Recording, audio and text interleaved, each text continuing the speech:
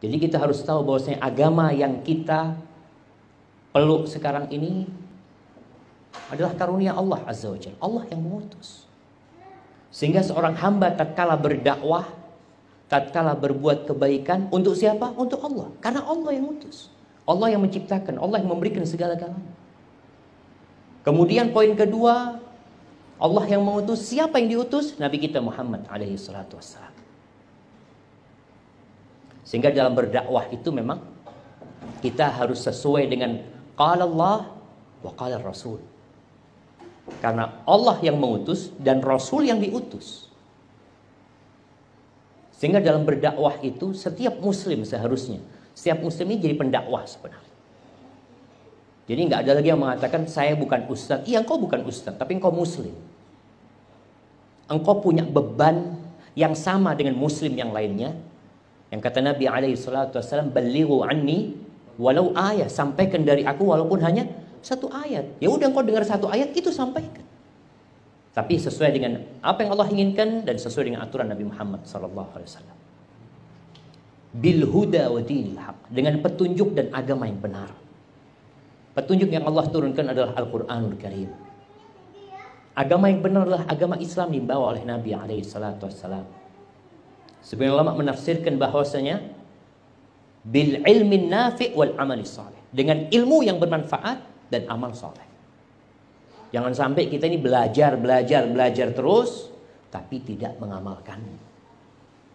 Ada sebagian kita yang Masya Allah pandai sekali belajar, bahkan semangat, tapi lemah dalam mengamalkannya. Sedangkan kesempurnaan manusia itu dengan dua hal. Yang pertama, ilmu, yang dengannya dia tahu mana yang salah, mana yang benar. Yang kedua, semangat untuk mengamalkan. Karena teman-teman yang ngaji sunnah, yang kadang kala semangat belajar agama ini, tapi dalam pengamalannya lemah. Nggak sebanding ilmunya. Kalau dikatakan sudah SMP, amalnya masih TK. Maka Allah mengutus Rasulnya dengan petunjuk dan agama yang benar.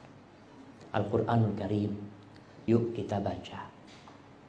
Paling nggak tiap hari baca satu lembar. Kalau bisa sama artinya. Sak lembar aja. Nggak usah muluk-muluk. Anak hatam, alhamdulillah kalau bisa hatam. Tapi sebaik-baiknya amalan itu adalah yang berkesinambungan walaupun setitik. Titik, tapi alhamdulillah istiqomah. Tuh anak dulu setelah alhamdulillah sak juz. Tiap hari satu juz sama artinya. Sekarang wis sak ulan ndak ngaji. Kadang-kala ada orang yang seperti itu, sayang. Yang keempat, liyudhhirahu 'ala ad-dini kulli. Misinya adalah bagaimana Allah memenangkan agama ini di atas seluruh agama yang ada. Walaupun orang-orang musyrik membenci hal itu. Kita harus paham bahwasanya dakwah kita ini dibenci. Ada usaha yang sangat besar untuk mematikan cahaya Allah ini. Kalau dulu orang-orang musyrikin, bagaimana mereka itu berusaha mematikan cahaya Allah ini dengan menfitnah Nabi Muhammad SAW. Yang apa istilahnya sekarang dibunuh karakter ya. Pembunuhan karakter. Yang pertama itu dai-nya ini loh harus dibunuh karakternya. Dikatakan penyihir, dukun, orang gila. Karena kalau sudah karakternya terbunuh, orang udah gak terpengaruh gitu.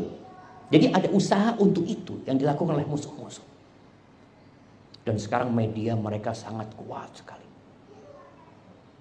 Dulu aja Allah sudah mengatakan yuriduna yudfi'u nurallah biafwahim. Mereka ingin memadamkan cahaya Allah itu dengan omongan mereka, dengan lisan, dengan media. Dan mereka tidak pernah berhenti melakukan itu. Maka tugas kita sekarang ini harus bersama-sama mengawal dakwah ini, mengawal agama ini agar sampai kepada orang-orang itu sesuai dengan yang Allah inginkan. Dan dalam proses itu niat ikhlas lillahi ta'ala dijaga. Karena kan Allah yang mengutus.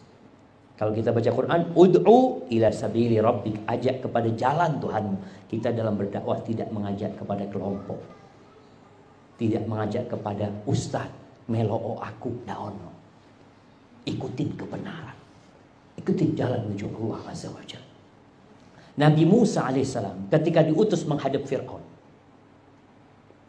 yang sudah melampaui batas, apa kata Allah? Menceritakan Nabi Musa berdoa. Ini pentingnya dai itu untuk terus berdoa. Ya, kita setiap muslim berdoa, qala rabbi shrahli sadri wa yassirli amri wahlul 'uqdatam min lisani yafqahu qawli waj'alli waziran min ahli Harun akhi ushdud bihi azri wa asyrikhu fi amri.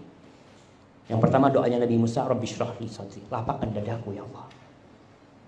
Karena dalam berdakwah antum itu disakiti.